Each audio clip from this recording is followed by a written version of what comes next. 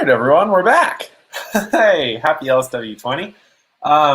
This is our last session of the day. I'm very excited for this. Today we've gone through raising investment in a recession. We've talked a lot about personal finance, harmonizing your personal finances with your business finances.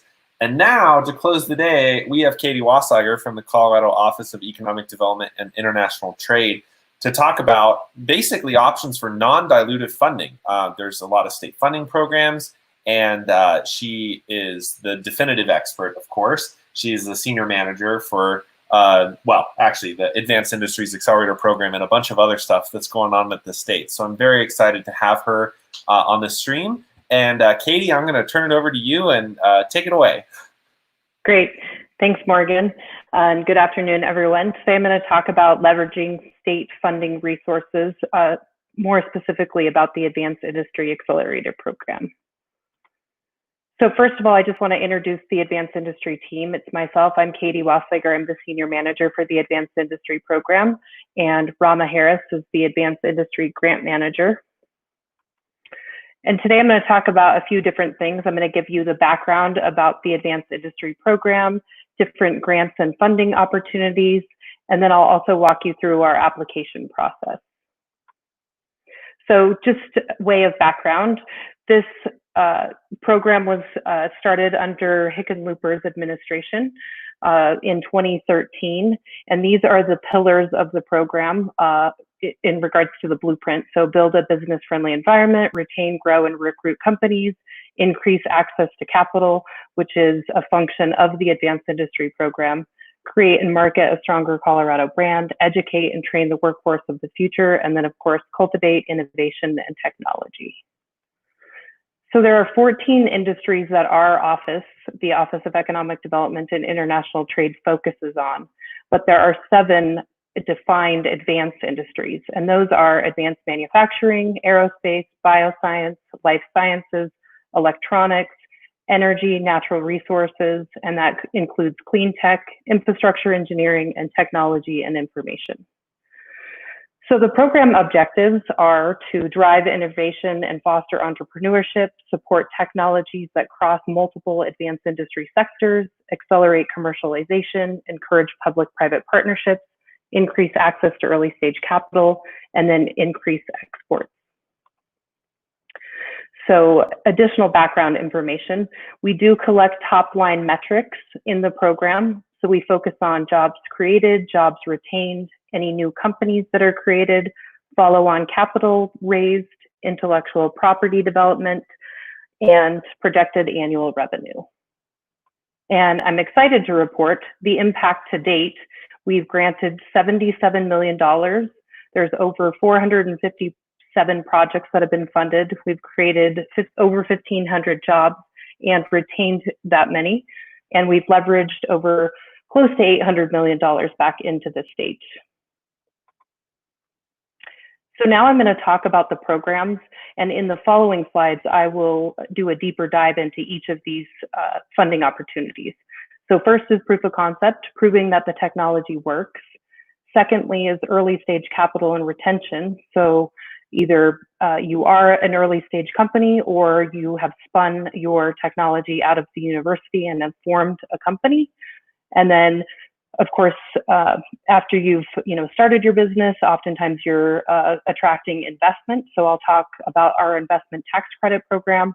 And then lastly is our large funding opportunity, which is the collaborative infrastructure grant, which is really building out the support network for the program. So first is the proof of concept grant, and the maximum award that you can receive is $150,000, and the purpose is to fund research with commercial applications. Eligibility, you have to be performing this research at an approved public or private research center in Colorado. And I'll give some examples of those approved technology transfer offices on the next slide. There is a matching fund requirement.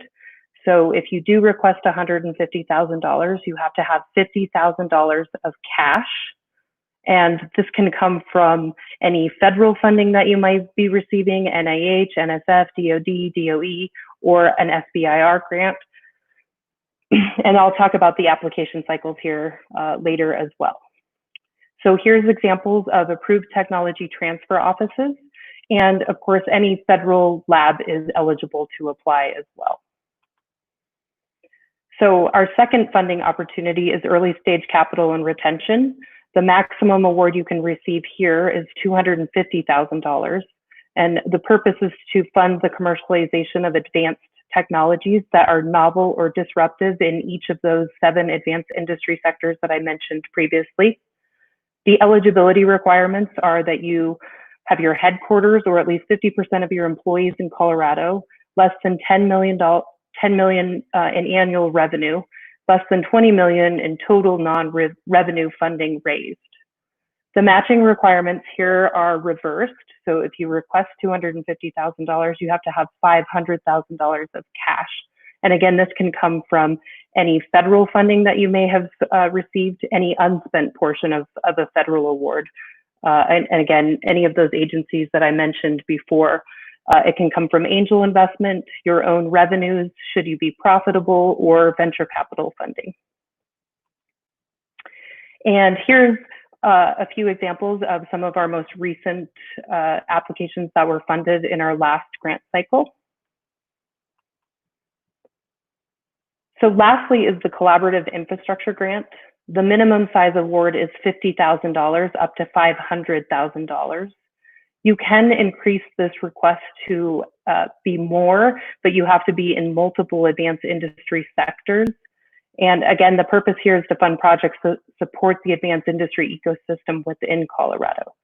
Eligibility is similar to early stage capital and retention, so headquarters have to be here and at least 50% of the employees, but we do require that there's cross-industry collaboration. Typically it's public-private in nature, and that you have a firm sustainability plan for the future. The matching funds are the same as early stage capital and retention. So if you do request $500,000, you have to have $1 million of cash in the bank or through any other funding sources. The only difference here is that we do this grant cycle once a year. And again, I'll talk about the grant cycles here in a minute. And here's an example of the collaborative infrastructure grants that have been funded in the past that we're excited about. So the application process and schedule is as follows.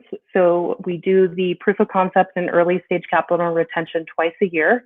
So currently we have an application that opened on July 1st.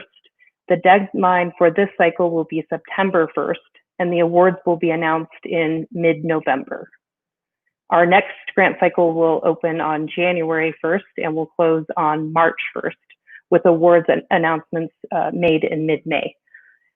And as I mentioned, collaborative infrastructure, we do that once a year, so that will be next spring, February 1 of 2021, with an April 1, 2021 deadline, with the awards being announced in June, excuse me.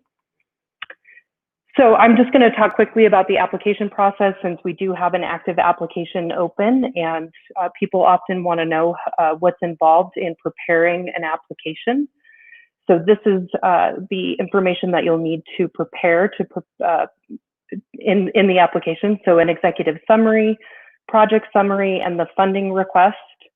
So specifically, you'll need to outline what you're requesting state funds for, what you're going to be using them for, stakeholder collaboration. So if you have any partners or any active traction in the market with customers, you'll need to describe your product and your technology. And this will include your IP strategy, portfolio. You'll include your business strategy and financial information. You'll include your company management team. And then, of course, the benefits to Colorado. So earlier in the presentation, I mentioned our Topline Metrics. So those are the things that our reviewers do look at when they're evaluating your application. So we want to see job creation, any jobs that you're going to retain, and then any of that third-party capital that you're going to leverage into the state of Colorado. So to continue on with the application process, these are some of the reviewer considerations. So the novelty of the technology, the strength of the technology's competitive advantage, the likelihood a startup will be created, and this is more specific to the proof of concept applications. market and commercialization opportunity, and then the team's ability to carry out the project. So continuing on regarding the application process. So this is about a 10 to 12 week process. After applications are due, we do an internal compliance review. And then we convene business, technical, and financial experts in each of the 7 advanced industry sectors. They do a 2 to 3 week independent review in our online system.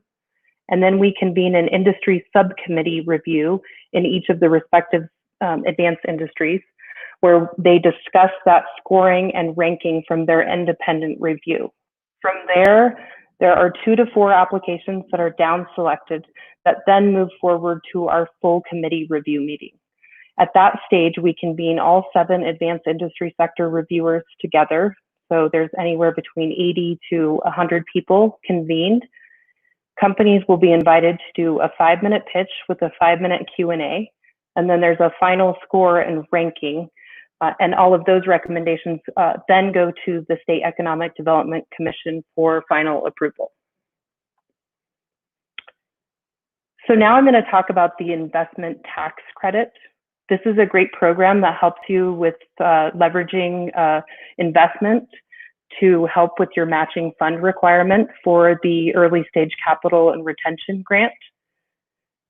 So the purpose of this is to improve access to capital by providing a tax credit on qualified investments. Investors will receive a 25 to 30% tax credit on investments that are at least $10,000 up to $50,000 investment. The eligibility requirements here are that you have less than 10 million total in non-revenue funding, less than $5 million in annual revenue, and that you've been operating and generating revenue for less than 5 years. This application opens on a calendar cycle. So the next funding or investment tax credit opportunity will open January 1, and then the program runs until the funds are exhausted. This is a first come, first serve basis, and I can tell you that typically these funds are exhausted by June. So you'll want to get into this program as soon as possible.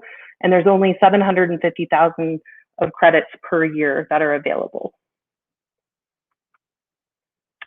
And lastly, I want to talk about our international programs, because the goal is after you're fully operational business that you get to a place where you're ready for exporting. So here we have the State Trade Expansion Program. And the purpose of this is to offset the cost of international business development and marketing efforts. So the maximum award here is $3,500, but that can be increased depending on the level of your travel or your international business efforts. Eligibility here is that you're new to exporting or market expansion. This is not just restricted to the 7 advanced industries that I've discussed, but is open to all sectors. And you do not have to have shown a profit in the last year. So this program is also partially funded by the Small Business Administration, and I will share the contact information for the person in our office that runs this program. And there's 2 ways that you can apply for this program. There's a general application where you can apply as a company to, again, do that international business development or marketing efforts on your own in an international market. Or the other strategy that the state has is that we will select different trade shows that we'll attend across the globe, depending on, and typically it's specific to different industries. And we will set up the booth and then invite a delegation of Colorado companies to exhibit with us. So we'll do all of the outreach and marketing on your behalf. And it really is an opportunity to highlight your company's products and goods in the market. So the application cycle here is October through August. It's typically a 2 to 3 week review process. We do ask that you apply 4 to 6 weeks in advance so that we have time to set up a purchase order or a contract. And thank you everyone for your time today. I appreciate it. I do want to just share the contact information here. So that's my information. Rama Harris also helps with the program. Andrew Wallace runs our tax credit program, so he's the best person to connect with there. And then I did not include it here, but Nicole Gunkel runs our state trade expansion program for the international opportunities, and I'm happy to share that afterwards if you are interested in connecting in an international market. That's awesome. Thank you, Katie. We do have a couple questions, and I'm sure some more might filter in as you begin to answer these. So there's one from Drew Jensen on Facebook, and it's kind of a multi-part question. I'm going to read it all out, and then we can segment it. So, does the number of employees in Colorado, the greater than 50% requirement for a couple of the grant programs, include 1099 workers or only W-2? And then the second part is it a maximum applied for the entire time, or is it like averaged over time? They're thinking of a specific example where they might hire an out-of-state contract developer temporarily, and they're trying to figure out how that employee count works. Yeah, those are good questions. So we consider a full-time equivalent to be a W-2 employee, not just a contractor. So it just includes full-time employees on your payroll. Okay, that's nice and easy. And is it a snapshot in time, or is it averaged over a year, like in case employment fluctuates? Right. So it's either or. So you either have to be headquartered in Colorado or have 50% of your employees here. So if you're headquartered here, then you fulfill the requirement of the eligibility. Okay. So if your employment increases or fluctuates over a course of a year, that's fine, just as long as your headquarters are here. Okay, that's easy. You are asked on YouTube, what role do business accelerators or incubators play in the Advanced Industry Grant Award selection or the selection process? Yeah, so we work with a number of different organizations around the state in terms of people that vet and review the applications. Of course, we encourage companies to participate in an incubator or an accelerator program, certainly if they're at that stage where they need that type of assistance. And of course, we always are open to, hearing of different opportunities where people can take advantage of those accelerators or incubators. Mm-hmm. Okay. Let's see here. There's another question. F. Rodriguez asks, are awards or funds like these on the upswing, or are fewer forecasted for the future? So especially like budgetary constraints, programs in danger, should they persist? Do we know? Yeah, that's a great question. Obviously with the state facing a major budget shortfall, they did look at programs across the state. And just to be, honest, the advanced industry program was being considered to be eliminated. It was preserved. So, currently we have a fully operational budget for the next fiscal year, and I anticipate that we'll have that in the future as well. Okay, that's awesome. Well, I'd say you definitely. Oh, Drew says, by the way, thank you. Didn't realize the headquarter tripped that requirement or checked off that requirement. So that's good. And just really quick for review, it was early on the on your slide deck, but what were the 7 advanced industry categories that you can apply to? I feel like this is something that we return to often enough. Yeah, sure. I'll just share that slide. So these are the 7 advanced industries right here. So advanced manufacturing, aerospace, bioscience, electronics, energy, natural resources, infrastructure engineering, and technology and information. Nice. All right. So as you mentioned at the end, if people have questions, they can email you or they can visit the OEdit site. And this next application cycle opens... It's currently open right now, and it's due on September 1st. Okay. So if you have questions about the application process, or it just what you're thinking about submitting, I'm happy to answer your questions. Awesome. Well, thank you very much, Katie. I have to do my little LSW jig and song for the moment. We're selling nice swag this year, so it's a fundraiser for 2 of our entrepreneurial orgs in town. This is what we're calling our standard t-shirt, and then we have a pocket tee also for sale. You can get a sticker sheet with the sheet. There's easy pickups in Longmont. Please go to longmontstartupweek.co and check out the swag and pick up some swag this year. All the net proceeds are going to support E4All and Innovate Longmont, which are 2 of our entrepreneurial programs. And actually, there's a couple companies that have come out of Innovate that are that have applied for state funding programs before. So, Katie, thank you again so much for joining us, and we'll see everybody tomorrow morning with Beth. Great. Thanks, Morgan.